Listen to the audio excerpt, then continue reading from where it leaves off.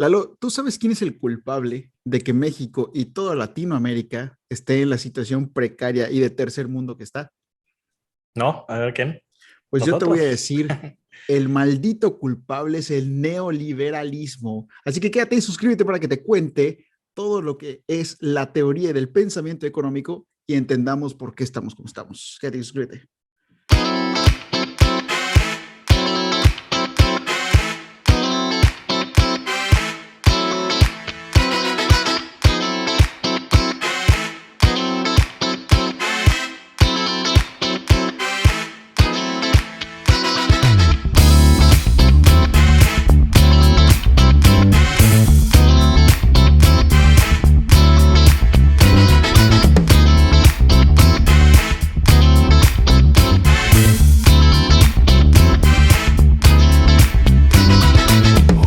Estás escuchando Especuleros, el podcast donde Ricardo Castillo y yo, Eduardo López, te contaremos el cómo, el por qué y el quién sobre estafas, organizaciones millonarias y las grandes fortunas del mercado. Especulador es quien compra un bien esperando que su valor aumente. Pero si además de esto innovas y rompes las reglas del juego, nosotros te llamamos especulero. Bienvenidos a un nuevo martes más de temas de finanzas, de fraudes, de historia, de economía, macroeconomía y demás cosas, ¿no? Así es de la pasión que tenemos por los números, pero por todo por el dinero, el billete, el villano, el cash, la plata. Exactamente, ¿no? Que al final de cuentas es algo que todos debemos de saber en algún punto, ¿no? O sea, porque todos los temas que estamos tocando en los podcasts de especuleros, pues es un mundo que pues va correlacionado todo, ¿no? Claro, sobre todo es para Entonces, entender, porque yo siempre he dicho, no hablamos de cosas. A mí me hubiera encantado de que cuando yo estaba en la prepa al principio de la carrera, pues escuchas muchos términos que mucha gente da por sentado que debes de saber, pero pues yo, por lo menos en mi experiencia personal, era muy ignorante de muchas cosas y me tuve que sentar a leer y a entender mucha historia, que obviamente eso se agradece, pero también me hubiera encantado que alguien me explicara como que los chismes, como que su punto de vista, o simplemente me lo diera un poquito más masticado, porque hay veces que también tienes que leer cosas que claro, están chidas, pero las tienes que digerir y uf, sí, es un desmadre. exactamente, ¿no? Entonces, Eh, pues, Sí, y de lo que voy a hablar es de teorías de pensamiento económico, porque siempre escuchamos o siempre están diciendo que la culpa es o en México, sobre todo el discurso del izquierda, gobierno ¿no? actual o de la izquierda actual, es que la culpa es del neoliberalismo. Pero nadie sabe qué chingados es. Creo que hasta ni ellos Exacto. mismos. Nadie sabe qué es chingados es el neoliberalismo, o escuchamos mucho en las películas, o sobre todo que en los Estados Unidos en épocas, el marxismo es lo peor que hay, o el socialismo es lo peor que hay, o el comunismo es lo peor que hay. Pero en realidad sabemos qué es, o sea, en qué está basado ese pensamiento y por qué es tan malo, por qué le tenemos tanto miedo, o por qué es tan perseguido. Y si es tan malo, pues, ¿qué ha hecho? Porque pues obviamente vemos países que han adoptado esas cosas, pero en realidad lo hicieron bien, en realidad tomaron los principios básicos de las corrientes que buscaban adoptar. Claro. Pues eso es Y lo que esas tenemos que teorías ver. de pensamiento, pues al final de cuentas son elaboradas por economistas o filósofos, o lo que como éramos, queramos verlo. Pero pues sienta las bases de lo que Del eh, día de hoy. el día de hoy, o sea, dentro de lo que cabe. Y yo creo que ayuda a entender muchas cosas, ¿no? Entonces, ¿por qué hay Claro. países más ricos que otros? ¿Por qué las medidas que adopta un país le funcionan, pero esas mismas medidas adoptadas por otro país no funcionan? Porque es un mercado más dominante que otro, inclusive cuando ese mercado tiene menos tecnología o ofrece un producto que no es tan bueno para el consumidor, pero es tan dominante y sigue siendo consumido. ¿Por qué? Y la pregunta más importante, ¿por qué a pesar de tener tanta tecnología, sistemas tan sofisticados y una capacidad productiva y económica mayor a la que nunca habíamos tenido en toda la historia de la humanidad, sigue habiendo pobreza, falta de oportunidades y carencias en los mismos lugares que ha habido desde toda la historia de la humanidad? O sea, ya sabemos dónde están y no lo hemos podido erradicar. ¿Por qué? ¿Realmente nos hemos puesto las pilas para eso? No creo, pero de eso es lo que vamos a platicar. Exactamente, ¿no? Muy bien, entonces rápidamente contextualizar, como siempre, vamos a hablar de la teoría económica, que es el conjunto de hipótesis o corrientes de pensamiento que tratan de modelizar o más bien explicar los distintos aspectos de la realidad económica. Que pues economía, como nos decían en la prepa, para así ser lo más concretos posible, es la ciencia, el arte o lo que tú quieras de dividir la riqueza, sí, de dividir la riqueza lo más proporcionalmente y justamente posible. Esa es la economía. Y la teoría económica pues busca explicar los distintos aspectos de esa división de la riqueza, por qué estos tienen más, por qué estos tienen menos, por qué aquí está llegando más recurso que acá, que en este otro aspecto de eso se trata, ¿no? Obviamente desde los diferentes puntos de vista de quien la trata de explicar, que eso es lo interesante. La teoría económica engloba dos aspectos que son bien conocidos por todos, que es la macroeconomía y la microeconomía. Y la macroeconomía, bueno, antes de eso, la teoría económica trata de aportar la explicación de cómo interactúan las distintas variables del mercado y la serie de resultados que da. Y quiero hacer Siempre basado en escasez, ¿no? Que es como que el precepto Exactamente. primordial, ¿no? Sí, pero también quiero hacer como que una nota, ¿no? Como que un subrayado ahí de que está tratando de explicar la interacción de los seres humanos con toda su complejidad. O sea, la economía trata de explicar y darle luz a lo que sucede afuera en la vida de miles de millones de personas, ¿no? Y está interesante porque la humanidad misma, o sea, la economía es parte de la humanidad misma y ahí mismo encontramos historias como las que hemos encontrado de una persona que estafa a otra por miles de millones de dólares o de una persona que por sus huevos se aferra a un producto y tiene mucho éxito. O miles de historias como las que hemos platicado en este podcast que te invitamos a checar todos los capítulos, ¿no? Dependiendo del punto de vista de que se mire, se trata de englobar un conjunto de hipótesis sobre las causas y efectos y la acción y la reacción de todo lo que sucede en el mercado. Como dije, ¿no? ¿Por qué un país es más rico que otro? ¿Por qué una empresa es más rica que otra? ¿Por qué esta medida le funcionó a esta y la misma medida exactamente igual no le funcionó a esta? En otras palabras, la interacción que se produce entre los distintos agentes económicos, que son pues, mercado, precio, persona, no sé, y el comportamiento de las variables económicas en relación con estos. Dentro de la teoría económica podemos diferenciar los dos puntos de vista que la integran, que es la macroeconomía y la microeconomía. Y la macroeconomía trata de dar respuesta a situaciones de magnitud global, o sea, macro, de grande, está hablando de economía de países. Y el segundo, que es micro, de pequeñito, está tratando de dar el punto de vista de la empresa o de la persona, ¿no? Desde el Sí, punto de vista, macroeconomía son más que nada los indicadores que, sí, los por ejemplo, mercados, sí, de tasas de interés, inflación, de hecho eso, tasas de desempleo, exactamente, PIB, o sea, todo ese tipo de indicadores, valga la exacto. redundancia, que interactúan completamente el ecosistema, ¿no?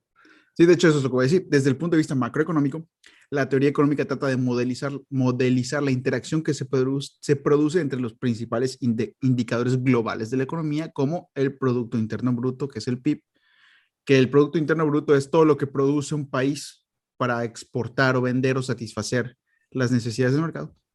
El desempleo, que sabemos que es el desempleo, el tipo de cambio, que ya hemos hablado infinidad de veces de esto en este podcast, la balanza de pagos, que es pues, lo que exportas y lo que debes en un Importas, país. ¿no? Exacto, perdón, lo que es lo que exportas y lo que importas, como lo que debes. Así como todas esas variables que conciernen a la economía desde un punto de vista global, o sea, como países, ¿no? O sea, pues es muy lógico, macroeconomía son países y todos estos indicadores de mercados globales y microeconomía es empresa e individuos. Y sí, la microeconomía es consumidores, empresas, trabajadores, inversionistas, así como todos aquellos agentes individuales que con su actuación interactúan en los mercados y por ende en la economía. Bueno, ya dicho esto, vamos a comenzar con una breve, ¿no?, de la historia de la teoría económica.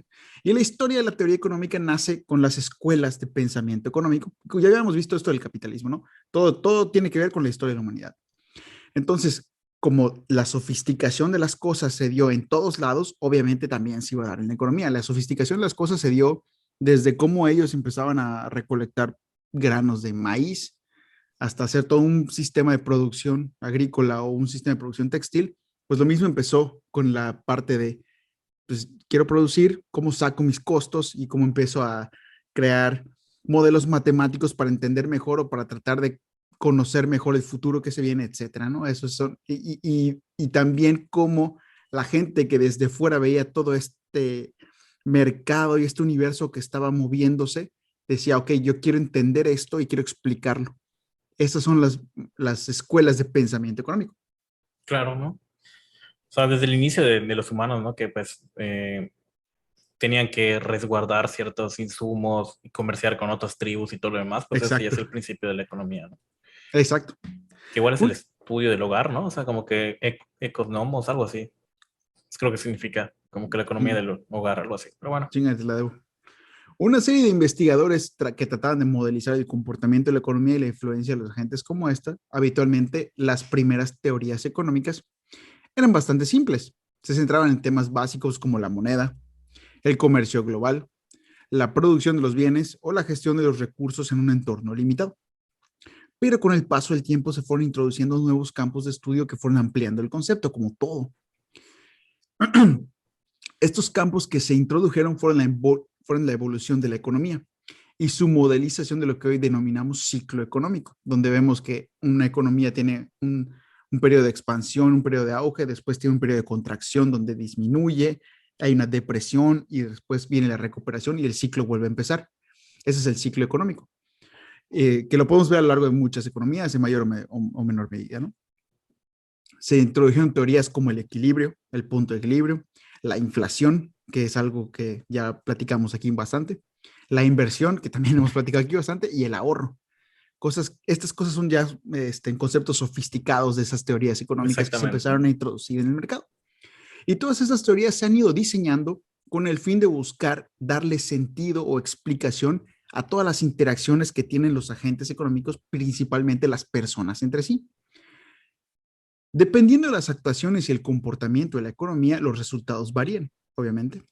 Y así la teoría económica nace para explicar estas variaciones. O sea, ya hay tantos agentes, o sea, llegó un punto en que la economía ya tuvo un boom, donde ya no solo tenemos ya al que produce y al que compra, ¿no? Ya eso fue el principio, pero ya no, ya salieron bancos, ya salieron fianzas, ya salieron fletes, ya salieron problemas que no te imaginabas que iban a salir y como en contingencias, ¿no? Problemas en las cosechas que no te esperabas, que también tienes que tomar en cuenta a la hora de jugar en este mundo de la economía, ¿no? Y todo esto que se vuelve, pues es parte de la vida misma, ¿no?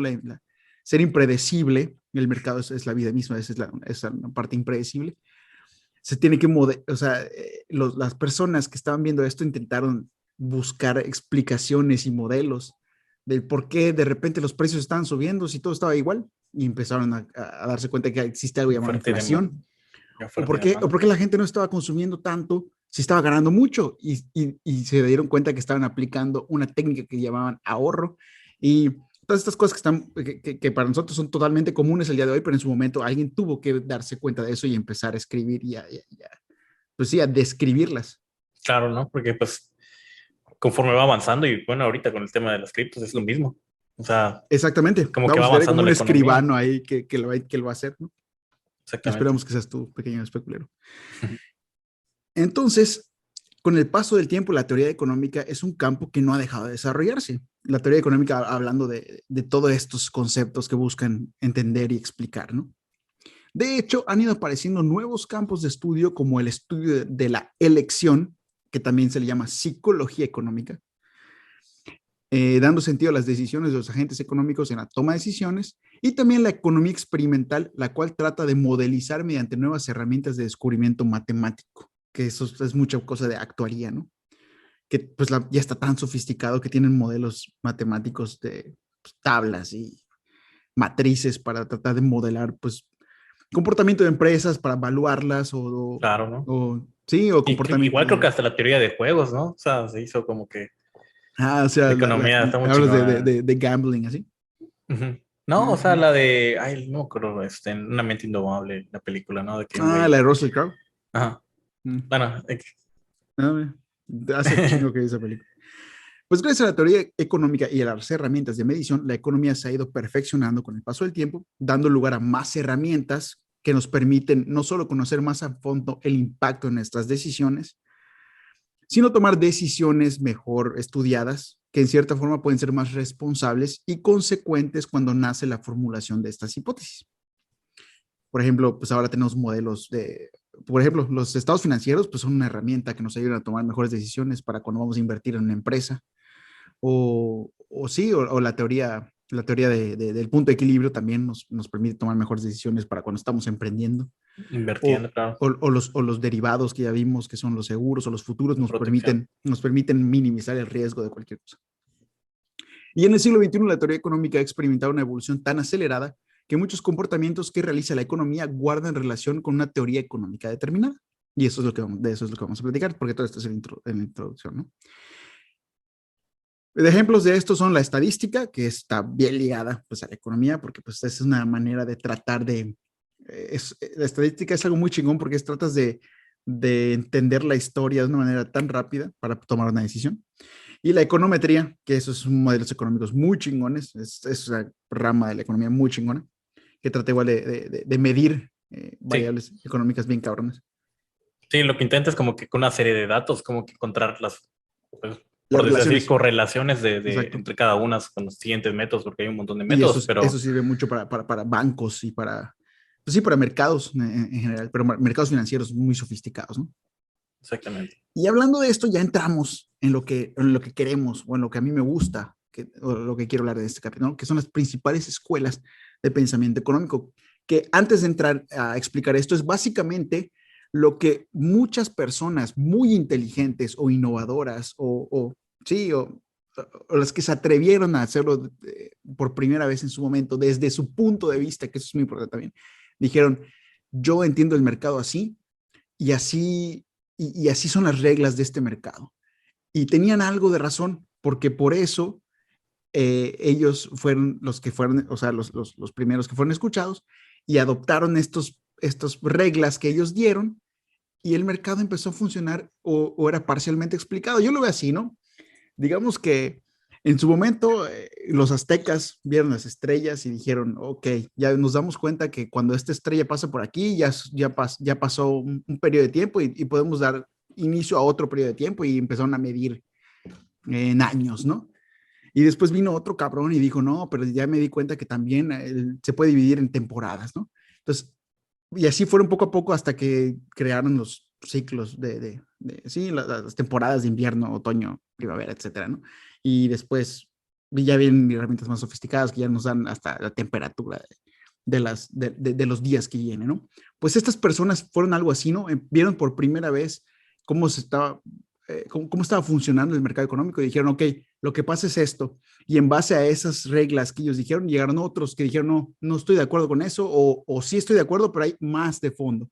Y lo explicaron todavía aún más profundo. Y gracias a ellos es que tenemos tantas sí, herramientas en base, digamos que pusieron las bases para la sofisticación que tenemos hoy, pero también dieron base o dieron, eh, sí, dieron los principios del capitalismo que conocemos hoy, que no es el mismo capitalismo que inició desde el principio, obviamente, pero también ha tomado reglas de otras corrientes, como el keynesianismo, el que vamos a ver, o, o no sé, el laissez-faire, del que vamos a hablar también, o del marxismo en sí también, que es importante por las aportaciones que también tuvo. Porque el capitalismo ya no es capitalismo puro, tiene cosas del marxismo, o sea, ahorita tiene cosas del keynesianismo, tiene cosas Sí. Y depende de la obviamente economía del país, clásica. ¿no? Depende igual del país del que estemos evaluando, porque pues, como tú decías al principio, a algunos le puede funcionar y a otros no.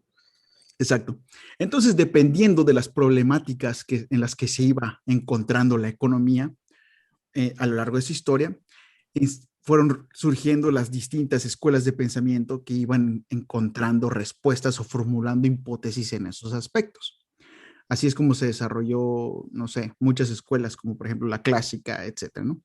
Cada escuela iba considerando los problemas a los que se iba enfrentando la economía, desarrollando líneas de pensamiento y formulando hipótesis que, en primer lugar, dieran una explicación a lo que estaba sucediendo. Porque también es importante que estas personas estaban buscando explicar lo que ellos vivían.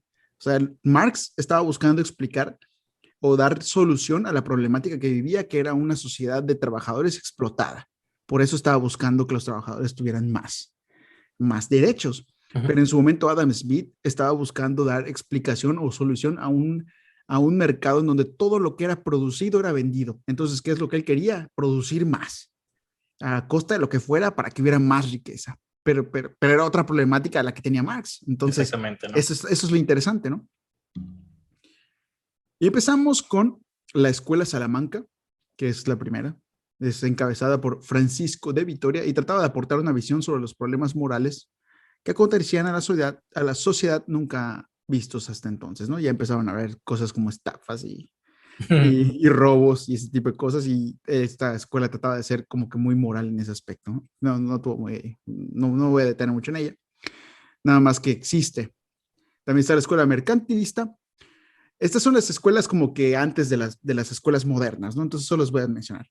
Escuela mercantilista encabezada por Jean Colbert, así como Thomas Kuhn, centrada en sus estudios de la riqueza y los factores de producción. O sea, ellos decían que la riqueza era para quien tuviera los factores de producción. Y los factores de producción son la mano de obra, los recursos naturales y el capital. O sea, quieres tener dinero, tienes que tener factores de producción. O sea, era algo que Exactamente. nunca iba a cambiar nunca, ¿no? Si ya tienes factores de producción, vas a tener la riqueza y ya te chingaste. Escuela Fisiócrata, encabezada por François Quesnay. Si se fijan, todos son europeos. Centraba todos sus estudios en la oposición al mercantilismo, que es la que acabamos de ver, que eran los factores de producción. Y si te fijan, eso también está interesante, ¿no? Surge una y el tiempo pasa y surge otra que la quiere tirar. O sea, no la quiere tomar y mejorar, no, Ajá. se quiere oponer a ella. Mediante la aplicación de la ley natural. O sea, aquí empezamos un poquito con algo más moderno, ¿no? Que es como el laissez-faire, que es el liberalismo, que empoderaba el concepto de laissez-faire, que es el concepto francés, que laissez-faire quiere decir dejar hacer. Déjalo De hacer, hecho, ¿no? es laissez-faire, laissez-passer, que es dejar hacer, dejar pasar.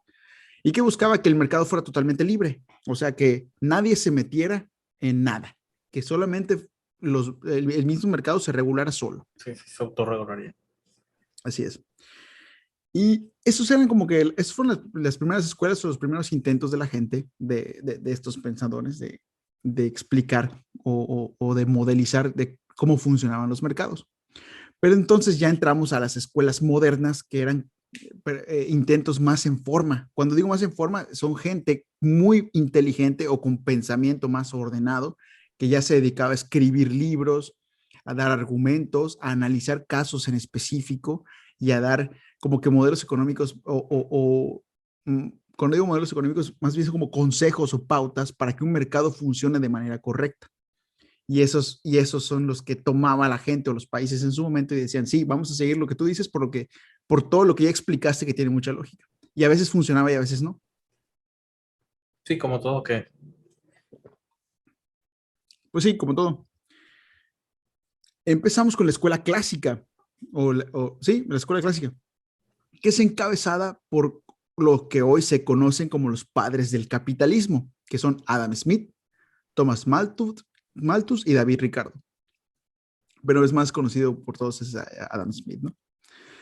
La escuela clásica trata de ampliar la hipótesis de François Quesnay, que fue el fisiócrata, y es por ello que potencian aún más el concepto del laissez-faire, o sea, del libre mercado, de que nadie se mete en nada, aportando con validez su influencia, aportando su validez con la influencia de leyes de libre mercado. O sea, ya no solo no queremos que nadie se meta, sino queremos que el gobierno ponga leyes para que Propicias, ¿no? garanticen la libertad total del mercado, de oferta y de demanda.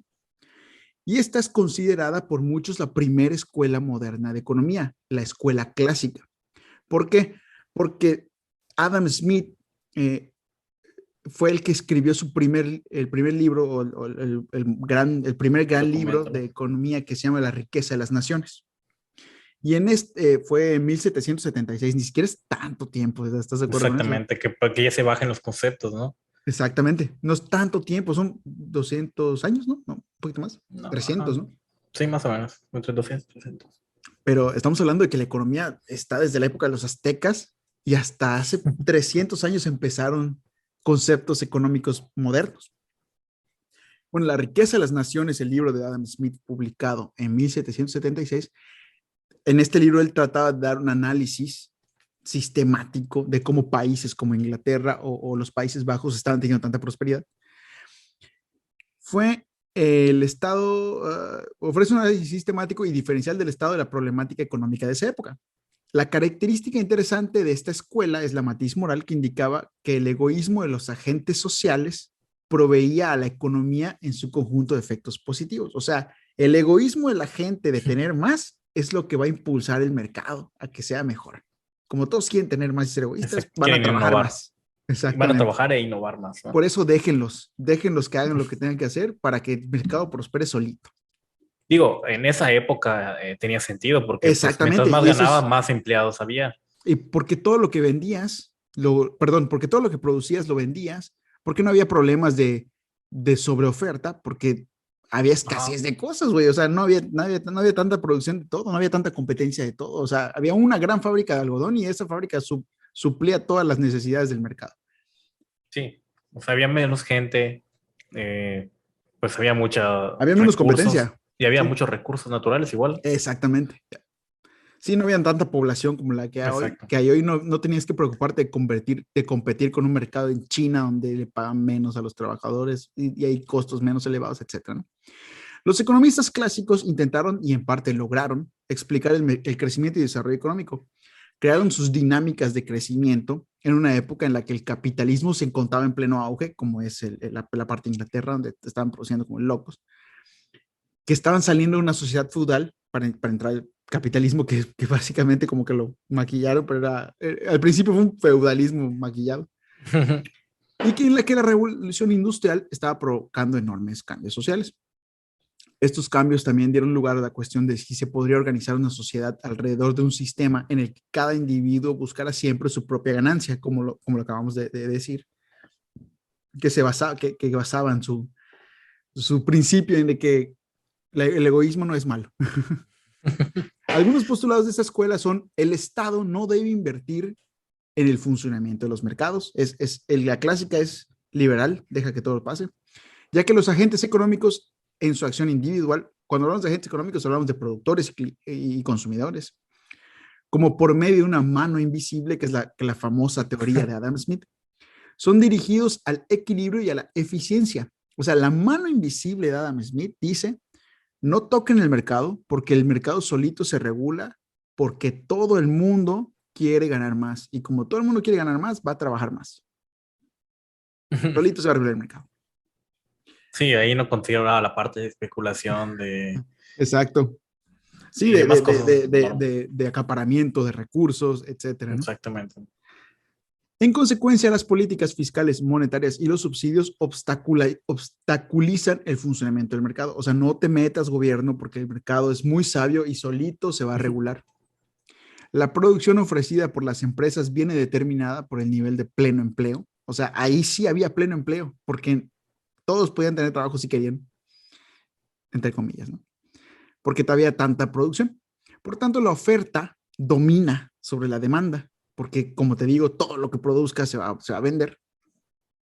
De hecho, había tanta, eh, o sea, había tanta demanda, por así decirlo, que ni siquiera, o sea, había tanta necesidad de lo que tú produjeras, aún no satisfaciendo las necesidades que la gente tenía, lo iban a comprar porque necesitaban satisfacerlo de alguna manera. Sí.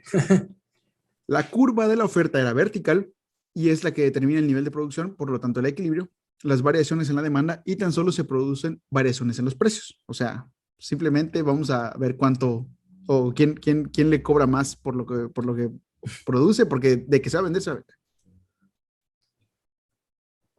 Esta escuela fue desplazada en gran parte por otras escuelas, como la marginalista de pensamiento, como la austriaca también, que desde su perspectiva el valor deriva de la utilidad marginal, de la que vamos a hablar también después, que los consumidores encuentran un bien antes que el costo de los insumos que componen el producto.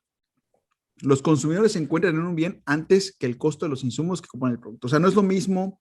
O sea, la marginal, lo voy a decir más adelante, lo voy a explicar más a fondo, pero la marginal habla de no es el mismo valor de un producto que es único a un producto que son 100 productos, ¿no? O sea, Claro. ese también no lo estamos tomando en cuenta en la clásica, que hay que tomar en cuenta. Ah, y la clásica creo que en el tema de Malthus creo que es el que en su teoría creo que era de los recursos del mundo crecen de forma geométrica. aritmética y el crecimiento de la población es exponencial.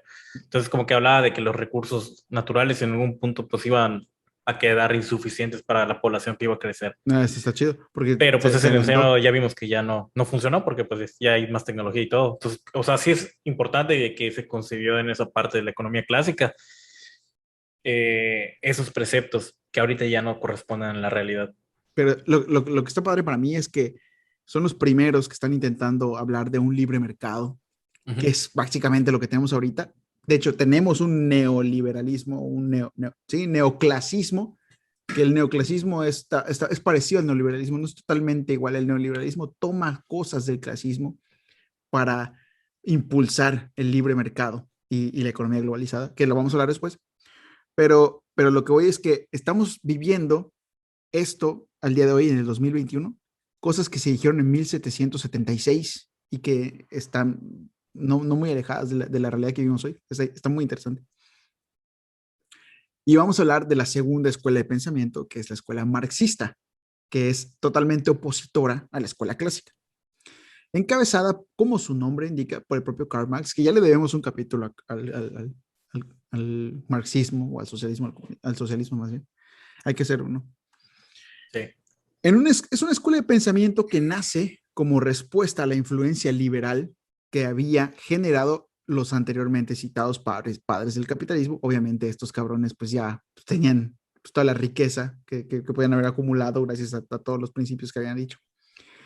Y el mayor aporte de esta escuela, entre otros, pero el mayor aporte, se encuentra la teoría del valor del trabajo, diseñada por Marx. También fue gran parte, o sea, el marxismo también fue en gran parte impulsado por el gran amigo de Marx, Friedrich Engels. Y en términos generales, el marxismo se basa en que el sistema capitalista es un sistema erróneo, que conduce a la explotación de las personas y por ende el marxismo impulsa la ideología de una sociedad sin diferencia de clases sociales y Estado. O sea, aquí es una diferente problemática a la que vivía Adam Smith y David Ricardo y Malthus. Esta es una, esto es el clasismo llevado al extremo, en donde ya los cabrones que producen como idiotas y están vendiendo como idiotas están explotando a la gente y a todos los trabajadores. Y aquí Marx dice, puta, el clasismo no es la solución porque obviamente nos está llevando la chingada a todos. La solución debe ser otra. Y aquí trata de dar el golpe, de ir totalmente a una dirección opuesta a la que lleva el clasismo y dejar de darle el valor a la producción o a la oferta y empezar a darle el valor a quien produce o a quien trabaja, o sea, bueno, más bien la que la hace, que es el trabajador. Las principales características de la escuela marxista son la búsqueda de la igualdad social. Todas las personas de una sociedad son iguales independientemente de su situación económica, porque pues esa es la gran brecha que había. Se apoya en el concepto de la plusvalía, que cuando Marx habla de plusvalía, este es un término interesante de Marx. Cuando Marx habla de plusvalía, habla del valor agregado que da el trabajador a su trabajo. O sea, tú me pagas a mí por hacer algo y yo lo hago, pero lo que tú me pagas a mí y lo que yo produzco no son iguales. Yo llega un punto en el que yo hago algo que le da un valor agregado a lo que hago y eso es lo que te hace a ti, empresario, ganar dinero. Obviamente no me puedes pagar lo mismo que ese valor agregado si no, no estarías ganando dinero. Y ese valor es muy importante para Marx porque dice, eso es el valor más grande que tiene el trabajador y se lo está pagando, se lo está quitando el empresario. Exactamente. Ese trabajo se apoya en el valor de la plusvalía debido a que el trabajo crea capital y este genera riquezas de las cuales se aprovecha el empresario, dando origen a la acumulación capitalista. También busca la igualdad de oportunidades para todos. Todo individuo debe gozar de las mismas oportunidades y el Estado debe tomar en cuenta la capacidad de cada persona al momento de dar beneficios. Establecimiento de necesidades cubiertas sin discriminación alguna, o sea, el Estado debe de cubrir todas las necesidades de la población, como ropa, alimentación, empleo, salud, educación. Menor consumo, o sea, el Estado debe encargarse de proporcionar una buena distribución de los bienes y servicios, no que sea un libre consumo, para que haya un orden, disminuyendo la necesidad de competencia en el mercado y el exceso de consumo, y la regulación de los precios la sectorización económica y centralización de los factores de producción deben estar en manos del Estado. O sea, es totalmente diferente al clasismo. El clasismo es dejen el libre mercado, lo cual lo entiendo, porque en esa época los que tenían el capital y el trabajo querían que fuera libre todo el mercado para que ellos pudieran hacer más lana. Y ahorita Marx dice, estos cabrones se hicieron toda la lana. No, quítenle todos esos cabrones para que lo distribuyamos bien y que el gobierno sea el único que sea el dueño de las cosas y que las distribuya de una manera justa para todos. Que suena muy chido, pero se le olvida a Marx que el gobierno también está eh, formado por personas que son corruptibles que también buscarán en algún punto pues su beneficio personal. Claro, ¿no? O sea, en general en cualquiera de las dos corrientes, ¿no? Nadie considera la corruptibilidad del La humano. humanidad, sí. Entonces, como te decía, el triunfo de una sociedad socialista desde la clase obrera, poniéndole fin a la privada burguesa, que, pues, que es la que tiene todo. Porque para Marx los malos son los capitalistas, porque ellos tienen todo En lo los que medios de genera riqueza producción, ¿no? y no lo comparten con los obreros. Todos los aprovechan de ellos. Ajá, algo de la plusvalía es, digamos, como con un cierto tipo de utilidad, ¿no? Que le llaman. Exacto. Es prácticamente Que la es, utilidad, o sea, pero él le llamaba plusvalía. claro, sí, entonces como que le quita esa parte variable de rendimiento a los trabajadores, ¿no? Sí, exactamente. Entonces, el clasismo, que el clasismo es la base del capitalismo, y el marxismo son totalmente opuestos. Por eso, ahí entendemos que Estados Unidos o los principales países capitalistas que son ricos porque el sistema capitalista ha hecho que sean ricos porque, como lo dice Marx, tienen los medios de producción, o sea, son los dueños de los recursos, son los dueños de las industrias, son los dueños sí, del orden mundial. No quieren que haya, obviamente, países que no se apeguen al capitalismo porque no les conviene, porque si todos empezamos a tomar marxismo, perdón, o socialismo, ellos van a perder mucho poder. Por eso no están de acuerdo. Y toman excusas como que no es justo para los demás o vemos que no funciona, que tienen igual algo de validez, ¿no? Pero tampoco lo están haciendo por buena onda o porque quieren la igualdad social Exactamente. para todos, ¿no? Sino también lo hacen desde una posición de beneficio o de conveniencia. Ok, seguimos con la tercera escuela, que es la escuela marginalista de la que yo estaba hablando, que está encabezada por el señor William Stanley Gibbons, Leon Walras y Alfred Marshall. Y esta centra sus estudios en el desarrollo de la teoría microeconómica. O sea, a diferencia de la macro, que estaban el capitalismo y el, este, y el marxismo, donde hablaban mucho de que el Estado, uno, que el Estado no se meta y otro, que el Estado se meta, esta habla más de la microeconomía.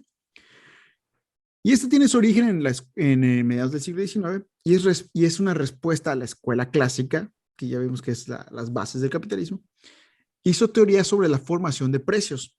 Para la escuela clásica, los precios están determinados por la cantidad de trabajo social requerida, o sea, por los costos. De hecho, esta teoría se le denomina teoría valor-trabajo.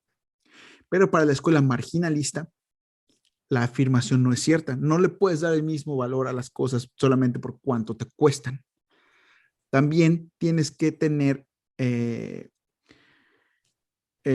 está, bueno, espérame. Pero los principales, la explicación de la formación de los precios se encontraba más que en los costes de producir dicho bien, en la última unidad producida o pérdida de dicho bien. O sea, ellos decían, no solamente tienes que darle valor a las cosas por cuánto te cuestan, sino también tienes que tomar en cuenta las variables del mercado. Eso está muy chingón, porque eso es algo que hasta ahorita mucha gente no tiene en cuenta al momento de hacer su costeo o ponerle precio a sus cosas. No solamente tienes que tomar en cuenta lo que te cuesta hacerlo, sino también tienes que tomar en cuenta el valor que está allá afuera del mercado. No es lo mismo, o sea, que lo haces de una manera, digamos, como artesanal, ¿no? Digamos que no es lo mismo que, digamos, yo voy a producir hamburguesas, ¿no? Y me cuesta hacer mi hamburguesa 10 pesos, pero no la voy a vender en 12 pesos. Tengo que ir a ver cuánto cuesta una hamburguesa allá afuera para ver cuánto la puedo vender. Y luego, no, pues en afuera las hamburguesas se están vendiendo en 20. Ah, entonces ya digo, pues la voy a vender en 18. O la están vendiendo en 12 y dices, puta, pues no la puedo vender en 12 porque esas son las hamburguesas medias y yo estoy entrando, pues la tengo que vender en 11. Este es un trabajo muy artesanal, pero o sea, eso antes no estaba siendo tomado Escrito, en ¿no? cuenta, güey.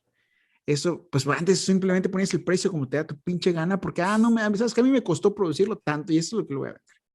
Bueno, estos cabrones decían, no, hay que tomar en cuenta también el mercado de afuera. Y de esta forma nace la teoría de la utilidad marginal.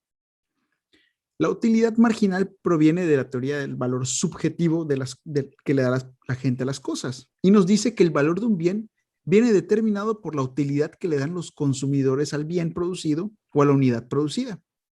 El valor va decreciendo a medida que se incrementan las unidades disponibles. O sea, son los primeros cabrones hablando de oferta y demanda. Y demanda, escasez. Ahora ya sabemos que a mayor oferta, menor precio, y a mayor demanda, mayor precio. Pero estos cabrones son los primeros que empezaron a decir, qué chingón. En otras palabras, las personas no otorgan el mismo valor a un bien cuando hay una unidad que cuando hay 100 unidades. Y centrándose en esto, esta escuela marginalista genera grandes aportes a la ciencia económica, a la vez que fortalece la unión entre la ciencia económica y matemática, que en su día inició la escuela clásica, pero para ello establece un lenguaje formalizado que permite explicar sus teorías como formularlas. O sea, está más chingón porque están aplicando una matemática más sofisticada y bien pensada, güey. O sea, esto para mí se me hace muy interesante porque te das cuenta cómo hemos ido evolucionando, que la evolución muchas veces uno piensa que es de manera orgánica y natural y no. Tienes que pasar varios errores o varios trial and errors para eso. Y este caso, que es algo tan, para mí es algo tan lógico el día de hoy que tú piensas, ok, la oferta y la demanda es lógico, el mercado sí funciona. Pero en esa época no lo sabían, güey. Y hay gente que dijo, no, o sea, espérense, hay que tomar en cuenta esto. Y ellos dijeron, ¿qué le pasa a ese cabrón? Pero, pues qué chingón que alguien se atrevió a ser una persona tan observante y darse cuenta de esas cosas. O sea, son unos genios estos cabrones. Ya hablamos de la escuela keynesiana. ¿Has escuchado hablar de la escuela keynesiana? Yo ya había escuchado hablar de ella, pero ya Sí. se me había olvidado. Sí, es que el Estado ya intervenga en ciertos aspectos de la Y economía. eso tiene mucho que ver con lo que vivimos hoy del neoliberalismo. Pero ahí te va. Como su propio nombre lo indica, al igual que la escuela marxista, la escuela keynesiana fue iniciada por el económico británico John Maynard Keynes. Y esta escuela trató de aportar nuevos puntos de vista para la macroeconomía, seleccionando de hipótesis la escuela marginalista, que es la que acabamos de ver, de la oferta y la demanda. Esta disciplina económica produjo una auténtica revolución keynesiana que aparcó los pensamientos económicos básicos del liberalismo, del clasismo, del laissez-faire, o sea, no se metan en el mercado, ellos se van a regular solos, pero cuando después se dieron cuenta que se está llevando la chingada porque algunos no tenían trabajo y otros no podían de comer y así, se dieron cuenta que no podían dejar este monstruo suelto, güey. El keynesianismo prometió una solución para el mayor enemigo del capitalismo, los ciclos económicos, que como ya vimos es crecimiento, auge, contracción, depresión y cuando retoman, ¿no? Como cuando vuelven a subir. Keynes creía que la principal causa de la crisis es la baja demanda, derivada de las bajas expectativas de los consumidores. Y como ya dijimos en el clasismo, la gente no tomaba en cuenta la demanda, era pura oferta, me vale más. La demanda, o sea, el consumidor, tú dale lo que quieras, él te lo va a comprar. Y hasta estos cabrones empezaron a decir, no, hay que tomar en cuenta el cabrón que compra también. Propuso el intervencionismo como mecanismo para estimular la demanda. Regular la economía en momentos de depresión. Keynes estudió los problemas agregados de la economía como el paro, o sea, la gente que ya no quería trabajar, la inversión, o la gente que no tenía para invertir, o los que tenían mucho para invertir, ¿qué estaban haciendo con ese dinero? El consumo, que es algo muy chingón que alguien se ponga a estudiar eso en esa época, la producción y el ahorro de un país. Y sus argumentos construyeron la base para la macroeconomía moderna que tenemos hoy. El keynesianismo se basa en el intervencionismo del Estado, defendiendo la política económica como la mejor herramienta para salir de una crisis económica. Su política económica consiste en aumentar el gasto público para estimular la demanda agregada y así aumentar la producción, la inversión y el desempleo. Que esta teoría no hace mucho en México la seguimos y nos cargó el payaso con eso, güey. De que no hay lana, o perdón, no está habiendo consumo, pues que el Estado gaste en infraestructura para que haya más dinero allá afuera, para que haya más dinero circulando y la gente empiece a hacer. Y lo empezaron a hacer y no funcionó. ¿Por qué? Se dieron cuenta de que hay más variables. Pero este güey fue el primero que la propuso, el keynesianismo, y la gente se dio cuenta, o más bien todas las economías se dieron cuenta que el libre mercado no es no es del todo, no es del, perfecto, ¿no? sí, exactamente. Necesita medidas y necesitas Sí, porque estar condiciones de ahí estrés, trabajando. creo que se ha demostrado de que, por ejemplo, en crisis que no entra el gobierno, pues tarda mucho más tiempo en salir que cuando interviene el gobierno, ¿no? Así es. Dicho, depende cómo intervenga el gobierno, ¿verdad? Porque hay historias de éxito donde el gobierno intervenía de una manera Definitivamente. cabrona y hay historias de éxito donde el gobierno intervenido de una manera simplemente para regularizar y decirle, ok, tú te la pelas. Porque no es lo mismo rescatar, no sé, una empresa como cuando lo hizo el rescate a General Motors Estados Unidos o al rescate que han hecho otras empresas donde pues, le da carga al payaso a muchos países porque han duplicado sus deudas públicas. Pero lo importante del keynesianismo es que era el primer cabrón que dijo, oye, el gobierno se tiene que meter cuando le esté cargando la verga al mercado, porque si no, no va a salir de esta. Y esto es algo que al día de hoy nos hemos dado cuenta que o sea, para mí lo que quiero que se lleve la gente es que de todas esas teorías económicas, mucho hemos estado agarrando y al día de hoy tenemos una mezcolanza. Y aquí viene la teoría neoclásica, que también que es la base del neoliberalismo, que del gobierno que tenemos, no sé si en Latinoamérica es así, pero aquí el gobierno actual que tenemos le echa la culpa al neoliberalismo de que México no sea un país competitivo en muchos aspectos. Para nuestro gobierno actual, el neoliberalismo tiene la culpa de que nuestro sistema de salud sea un asco, de que el mercado, más bien el sector agrícola no esté desarrollado, de que nuestras energías estén tan atrasadas, de que no tengamos un sistema de pensiones competitivo para la gente que ya no puede trabajar ni necesita jubilarse. Todo es culpa del neoliberalismo para nuestro gobierno actual. Entonces, para mí es importante que tú entiendas qué es el neoliberalismo, para que tú digas, güey, entonces, ¿por qué tiene culpa el neoliberalismo? La escuela neoclásica, que es la base del neoliberalismo, que también lo voy a explicar ahorita, es la escuela que constituye su hipótesis mediante los aportes de la escuela marginalista. Recordemos, la escuela marginalista es la primera que habla de la oferta y la demanda y el valor.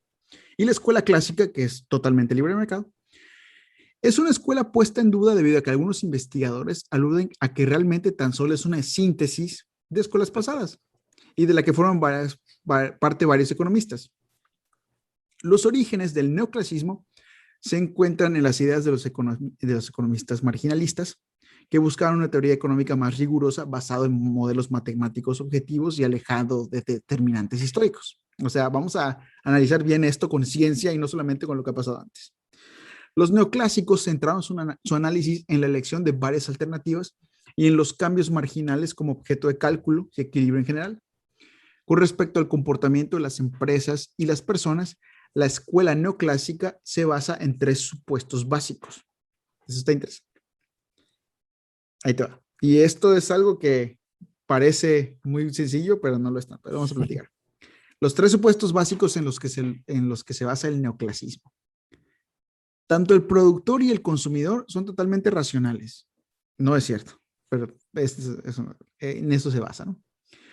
Las personas buscan maximizar su utilidad o satisfacción cuando consumen bienes o servicios y las empresas buscan maximizar sus utilidades cuando venden bienes o servicios, que tampoco es del todo, o sea, suena muy lógico, güey, pero no es cierto en todo el mercado. Y las personas y empresas actúan de manera independiente basándose en información completa y relevante, que es imposible. Eso no se puede.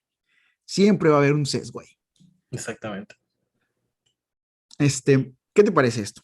O sea, productor y consumidor son racionales. No es cierto, güey. ¿Cuántos negocios hemos visto que le apuestan a algo que es totalmente, o sea, que desde fuera nosotros decimos, güey, eso no va a funcionar y le tiran millones y termina siendo un fiasco? Y de hecho, Ed Catmull, del capítulo de Pixar, que les recomendamos aquí en Especuleros, es el capítulo 3 de Pixar, habla de cómo una de sus principales misiones de vida era que Pixar no fuera de esas empresas en donde te vuelves tan poderosa y tan exitosa que empiezas a tomar decisiones estúpidas porque en tu punto o en la posición donde estás ya no puedes ver las cosas claras, que eso le pasa a muchas empresas, güey. Llegan a un punto tan exitoso o ven Quieren las replicar cosas de la una idea, manera ¿no? totalmente diferente por su éxito, que ya toman decisiones extrañas y los lleva a la chingada, como le pasó a Apple en su momento. Entonces, el productor y el consumidor son totalmente racionales. No es del todo cierto siempre. ¿Tú qué opinas? No, sí, definitivamente es un supuesto, como tú dices, con un chingo de sesgo. O sea, no hay manera, o sea, realmente se pueden comprar cosas, no sé. Por ejemplo, ahorita los NFTs, vamos a poner ese ejemplo, ¿no? Así, que lo tenemos muy fresco por el capítulo pasado. Que exactamente, ¿no? Entonces, como que le están dando valor a eso, pero puede ser que no tenga nada de valor y después, y en un futuro, pues valga cero, ¿no? Pero pues, a lo mejor y sí, pero pues no es una cosa racional porque es un mundo digital, ni siquiera es algo físico. Es Exacto. una narrativa que estamos construyendo que puede o no puede estar materializada, ¿no? Y a eso va el segundo punto de lo que habla el neoclasismo. Las personas buscan maximizar su satisfacción cuando consumen bienes o servicios y las empresas buscan maximizar sus utilidades cuando venden bienes o servicios. Que tiene lógica, pero no es del todo cierto porque ya lo vimos también, güey. ¿Cuántas cosas están vendiendo ahí? Por ejemplo, hay estrategias ya en este mercado tan complejo en donde estás vendiendo algo no porque busques maximizar bienes o servicios, sino porque es parte de toda una estrategia que a la larga busca eso, pero en un principio estás perdiendo lana. Y si tu mercado está Definitivamente. basado en eso, ahí hay un sesgo también que no estás tomando en cuenta. Por ejemplo, se me ocurre ahorita la estrategia que tuvo Amazon de sacar Amazon Prime, que le estaba perdiendo lana.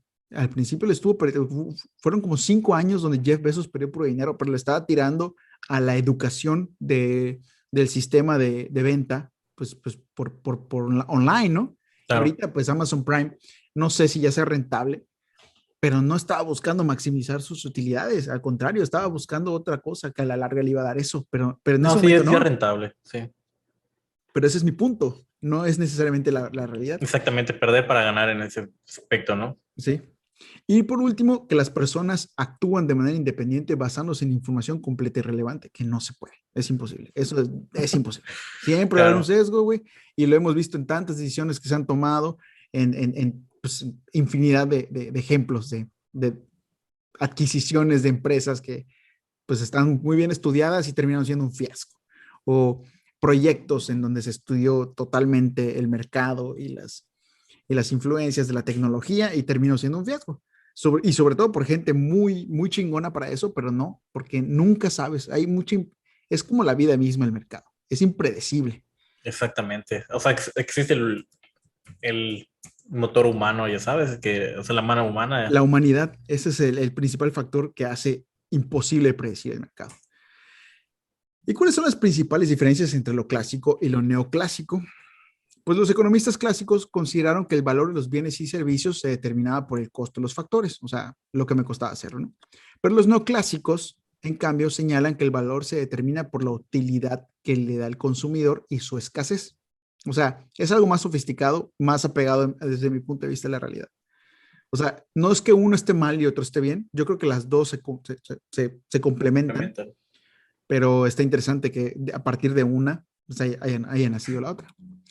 De esta forma, a mayor utilidad, los consumidores están dispuestos a pagar más y por otra parte, mientras más escaso sea un bien, mayor valor tendrá, que pues lo vemos en la oferta y la demanda, ¿no? La formación de los precios y la distribución de la renta. Esos son, o sea, las principales diferencias entre lo clásico y lo no clásico es la teoría del valor, que estamos diciendo que uno basa su valor simplemente en el costo y el otro también toma en cuenta la escasez y la utilidad que le da el consumidor. Y la segunda es la formación de los precios y la distribución de la renta.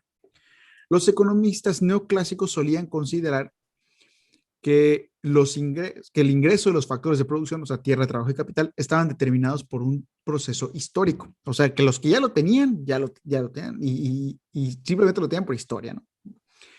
Entonces, perdón, los clásicos, ¿no? Los clásicos decían que los factores de producción, la tierra, trabajo y el capital, estaban determinados por un proceso histórico. O sea, donde había riqueza, donde había tierra, trabajo y capital, ahí iba a haber riqueza siempre, porque la historia sí lo determinaba. Pero los neoclásicos decían que no y consideraban que la oferta y la demanda era la que determinaba los precios. De esta forma, el equilibrio en el mercado de factores determina la renta y su distribución entre los agentes económicos dueños de los factores de producción. O sea, el mercado mismo también tiene influencia en eso, que también yo creo que tiene muchísima más apego a la realidad que lo otro, ¿no? Por último, está la escuela monetarista, que esa es muchísimo más reciente. No sé si habéis escuchado hablar de ella. Sí, sí, Hayek, ¿no? Es Milton Friedman, Hayek. encabezada por el Chicago Boy Milton Friedman. debe su nombre a que esta escuela se ocupó en el estudio de los efectos del dinero sobre la economía en general. El monetarismo plantea que mientras las autoridades monetarias, o sea, esto ya es totalmente actual, esto está chido, las autoridades monetarias, o sea, bancos centrales, gobierno, etcétera, tienen el control de la oferta nominal, o sea, la oferta del dinero, las personas basan sus decisiones con respecto a la cantidad de dinero que realmente desean obtener o mantener. De esta forma, cuando la oferta de dinero crece más allá de la que las personas desean mantener, ahí viene la inflación, estas buscarán reducir su cantidad de dinero comprando bienes o activos. Y con este comportamiento, una mayor disponibilidad de dinero incrementaría la producción en el corto plazo. No obstante, en el largo plazo no es posible librarse del exceso de oferta monetaria porque los precios se ajustarán a la alza, o sea, la inflación.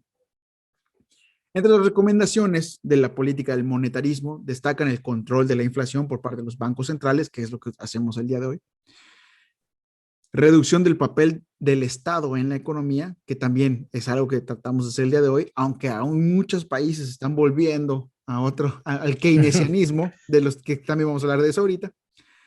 Promover la apertura comercial, o sea, la libre circulación e intercambio de bienes y servicios, que es el mercado globalizado que vivimos hoy. No buscar la plena ocupación o buscar el desempleo tasa cero. O sea, él habla de que el desempleo siempre va a haber y es algo natural. Y si el Estado intenta ubicarse por debajo de esta tasa, se desencadenarían fenómenos inflacionarios, que también lo vemos. Pues está buscando darle, o sea, disminuir el desempleo, que tiene algo de lógica, pero eso también tiene impactos negativos en la economía, que el gobierno puede, sí, hay más dinero en circulación, digamos. Exactamente, que por querer solucionar un problema lo hagas más grande. Defender la libre competencia, que también es lo que se trata el día de hoy, en teoría también, porque ya vemos que no está tan cierto. Y rechazo de las teorías keynesianas, que es, ya sabemos, ¿no? La influencia del Estado en los mercados. Ahora, ya hablamos de las teorías económicas. Quiero que me digas tú qué piensas de lo que se vive el día de hoy, principalmente en ese argumento del gobierno donde dice que todo es culpa del neoliberalismo. ¿Por qué? Porque él dice que por querer hacer un libre mercado y que el gobierno no se metiera y que todo fuera por parte de oferta y demanda, nos llevaron al matadero. Eso es prácticamente, ¿no? Y por querer hacer esas teorías neoliberales o sea, por querer, sí, seguir esas teorías neoliberales de tecnócratas, se tomaron muchas decisiones que no estaban tomando en cuenta al pueblo. Y por eso muchas cosas no están totalmente desarrolladas. En el caso concreto de, por ejemplo, del mercado o del sector agrícola, ¿no? Que en lugar de darle la tierra a los trabajadores buenos, que para que los mexicanos la hagan, pues buscando el libre mercado, vinieron gente con mucho más dinero y que tienen los medios de producción, compraron tierras y aquí se instalaron y empezaron ellos a explotar tierras que no deberían de haberlo hecho porque no eran mexicanos, etcétera, ¿no? Ese es un ejemplo, ¿no? Pero como ese muchos. ¿Qué opinas tú de ese discurso? Que es parte de cierto y parte también equivocado. O sea, unas respuestas de sí o no, ¿no? O sea, porque Exacto, no obviamente hay respuesta, no. Sí, sí. lo que hoy y siempre ha dictado es el que tenga la tecnología es el que llega a acaparar más dinero, ¿no? ¿Por Sí, qué? Porque pues llámese medios de producción y todo lo demás, porque pues la tierra pues no produce, sino si no tiene la la trabajas, sí, tecnología, ¿no? exactamente. Y por eso, ¿no? Surgen esas personas que quieren aprovecharse, porque igual, pues en el RAN se otorgaron un montón de terrenos en México, que es una parte eh, en 1917, no me acuerdo qué año exactamente, pero se repartieron todos los terrenos a ejidatarios que le llaman, ¿no? Que son agricultores. Pero muchas veces de eso no sirvió porque como ellos no te poseían la tecnología y en cierta parte igual la educación para poder administrarlo, pues se volvieron en zonas no productivas, ¿no? Claro.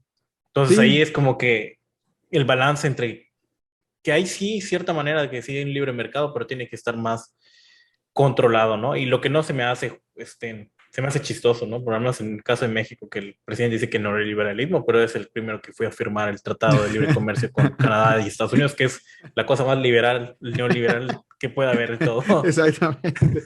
Sí, ya sé. O sea, Entonces, sí, pues, que es uno de los estándares. O sea, para empezar, estamos tratando exactamente. con el principal sí, promotor de neoliberalismo, que es como principal Exactamente, socio ¿no? económico en todo el No, mundo. y el tratado que es el que, bueno, no se van a cobrar aranceles y ya van a permitir el flujo Que sí, que ese de es lo que neoliberal sea. totalmente, sí. Pero pues, o sea, no es malo, o sea, realmente sí produce empleos buenos en México, nada más que pues creo que se tiene que regular más, sí. O sea, no puede ser un libre mercado tal cual. O sea, hay ciertas cosas arancelarias y todo lo demás que siempre se tiene que cuidar, ¿no? Si México tuviera, yo pienso, ¿no? Si México tuviera esa capacidad, como la tienen los países europeos, como con infraestructura y medios de producción, no habría pedos, pero no hay. Entonces sí necesitas intervención del Estado, por lo menos en un principio. Y una Claro, buena ¿no? intervención, sí. Pero no hay una buena intervención, güey. Estamos así, sí, seguimos apostándole. O sea, el gobierno actual, en concreto el presidente, siento que tiene soluciones que se debieron de haber puesto hace un chingo de tiempo y las quiere poner ahorita. Entonces ya, Sí, claro. O ya sea, realmente chingó ahorita eso, güey. Sí. lo que se tiene que incentivar para que no nos lleve la chingada es la digitalización y Y las nuevas ¿cómo se llama? tecnologías, sí. Y research and development. O sea, ya sabes, invertir mucho en eso R&D, porque sí. si no, nos va a llevar la chingada porque los nuevos empleos van a ser de ese estilo. Si no, no entramos como que en competencias con otros lados del mundo, que ahorita mundo globalizado ya competimos con cualquiera, Con cualquiera. va a haber problemas, ¿no? No, y además, te digo, estamos apostándole a cosas que en su momento sí debimos haberlo hecho, pero ya no van, como los combustibles, ¿no? Exactamente, ¿no? Que ya no debería ser, y ahí estamos haciendo refinerías, que ya no van. Que en lugar de buscar, no sé, digamos, que imagínate que México pudiera potenciarse como un cabrón, un país muy chingón en la producción de gas natural, no sé, por decir algo. ¿No? Sí, gas natural, Eh, litio. sí, ponle tú, porque tenemos, según yo, tenemos unas minas de litio bien cabronas aquí en México, que no las vamos a aprovechar nosotros, porque no tenemos ni idea de cómo, pero ahí va a venir una empresa a la que le van a dar el permiso y lo va a hacer, porque nosotros Tesla. estamos muy ocupados invirtiendo en refinerías, porque siempre decimos que el precio del petróleo es la chingada, pero el precio de esa madre se va a acabar, y lo nuevo nos lo van a chingar, no chingar, pero lo van a explotar mejor otros, porque no tenemos ni idea de lo que tenemos. Pero sí, entonces ese güey, o sea, nuestro gobierno está diciendo, no, pues es que todo es culpa del neoliberalismo, pero no, especulero, no es culpa del neoliberalismo, es culpa Exacto. de las malas decisiones que tomaron en su momento, que, y fueron malas decisiones, y eso no se lo puedo negar a López Obrador. Obviamente, si fueran buenas decisiones, no estaríamos como estamos.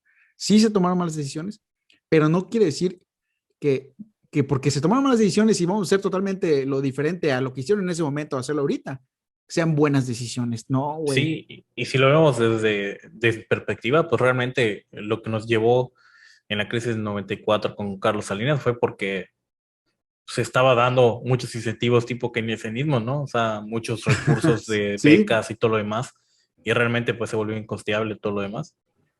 exacto. O sea, lo que yo digo es que se va a hacer, como le decía Ed Catmull, que me voy mucho a ese capítulo, pero es que me gustó mucho El cuarto. fue el cuarto, está. Es que me gusta mucho su manera de ver su empresa, que se aplica muy bien para todo. No puedes buscar solucionar problemas como se solucionaron en el pasado. O sea, en su momento alguien solucionó un problema y lo hizo muy chingón y dices, güey, qué chingón lo hizo. Voy a hacer lo mismo que él para el problema que tengo hoy. No, cabrón. No es el mismo problema el que tienes tú hoy, a que él tuvo él y él lo solucionó. Él lo solucionó de una manera muy chingona, tú hizo un trabajo, etcétera, qué bueno. Pero tú tienes que solucionarlo de una manera diferente porque no es el mismo problema, no es la misma gente, no es la misma época. Y eso es lo que estamos haciendo en este pinche país. Estamos buscando solucionar, o estamos buscando hacer las medidas que no se hicieron en su momento, hacerlas ahorita, buscando solucionar esos problemas en el pasado, pero ya están en el pasado, ya no son los mismos problemas de ahorita. No sé si me estoy explicando. Sí, sí, como el meme, Modern Problems Requires Modern Solutions. Pues sí, eso fue parte. Así que después de haber platicado y de preguntarte tú qué opinas, espero que te haya quedado más claro, querido especulero, qué son las teorías económicas. Sé que es algo un poco, pues es que es mucha información, pero yo creo que vale la pena que sepamos un poco de esto y si te gusta, haznoslo saber. Si no, si te pareció demasiado pesado, también hazlo saber. Dinos qué piensas, escríbenos aquí, siempre ¿Y leemos qué todos los quieres escuchar comentarios. sobre todo, no? Dinos qué quieres escuchar, aquí estamos para darte pues lo que tú pidas, para eso estamos nosotros, nos gusta hablar de lo que sea, siempre nos gustamos aprender también. Y a mí me puedes seguir en @richarito14-, @richarito14- en Instagram y en Twitter. A Lalo lo puedes seguir @Lalo-Goody, @Lalo-Goody. en Instagram y en Twitter también. No olvides seguirnos en @Speculoos Podcast, síguenos en Facebook, síguenos en Twitter, síguenos en TikTok, síguenos en Instagram. Ahí pues subimos los videos, subimos los capítulos cuando los estrenamos y también subimos fragmentos de cada capítulo para que lo puedas checar y ver cuál te gusta más. Puedes checar también el contenido que ya tenemos porque tenemos cosas muy buenas. Hablamos de estafas, hablamos de el mercado de valores, hablamos de criptomonedas, ya hablamos también de crisis económicas del pasado. Hay cosas muy, muy interesantes que se conectan con todo lo que platicamos hoy para que puedas entender mejor las cosas que pasan. Y si ya entiendes todo y quieres escuchar nueva información, pues haznos saber, porque para eso estamos aquí. Te agradezco mucho por estar acá. Muchas gracias, Lalo. Nos vemos el próximo martes. Hasta luego. Bye bye.